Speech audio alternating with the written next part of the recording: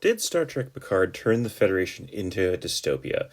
This is a series that I'm going to be working on and exploring from different angles this particular question that has sparked a number of rather intense arguments and discussions since the series came out. There was a lot of skepticism and concern about how CBS was going to handle the character of Picard and the 24th century setting after Star Trek Discovery seemed to be a darker, less idealistic vision of the future. To what extent that is true seems to be a eye of the beholder kind of question.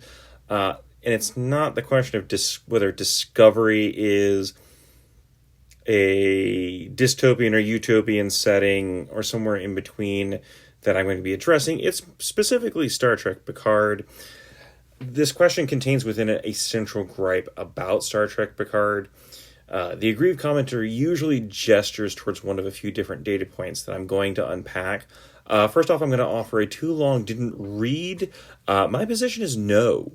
Let me offer a quick abstract on that for just a bit more depth without going all in on the meat and potatoes.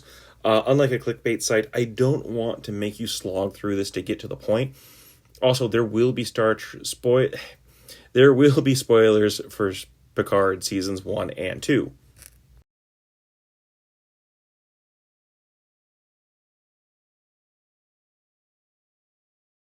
First off, I don't consider the Federation, as it is depicted in Picard, a dystopia.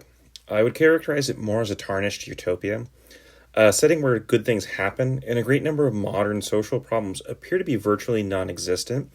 However, it still has cracks and blind spots that need to be addressed. I understand this is irksome to those who use phrases like Gene Roddenberry's vision, and Star Trek is supposed to be a history of the future, and I'm not unsympathetic, far from it. Yet, from an artistic point of view, I believe that for responsible moral storytelling, it is important for Star Trek to complicate its setting rather than only tell stories about the enlightened us versus the ignorant them. This also does not mean embracing the everything just gets worse bleakness of the Galactica reboot of the early 2000s or The Expanse. I love these shows too. I love a good cautionary tale, but not everything needs to take this to the nth degree. I would also perhaps quibble with whether or not The Expanse is also a bleak, nihilistic show. I think it just exists at sort of the outer extreme of a setting where things are really bad, but it is still possible to make things better. It just requires an incredible amount of risk and effort and struggle. And it's not a safe or easy process.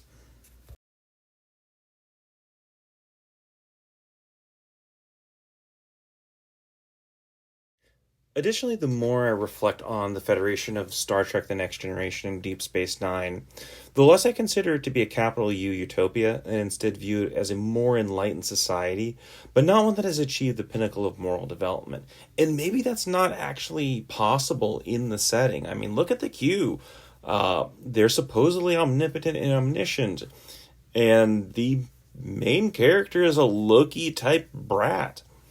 This doesn't make it a hellscape full of misery and torment that should be burned to the ground. The best Star Trek stories are about rejecting false binaries.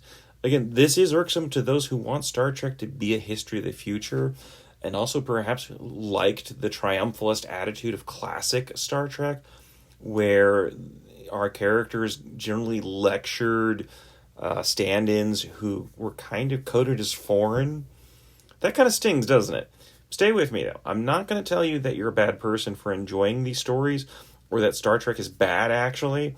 Finally, I'm going to discuss some of the moral quandaries surfaced by Picard, such as synth labor, mental health, astropolitics, humanitarian duties, and examine whether or not I think we should be more strident in our condemnation of the Federation in Picard, or if we should be a bit more holistic and humane in how we judge its failures.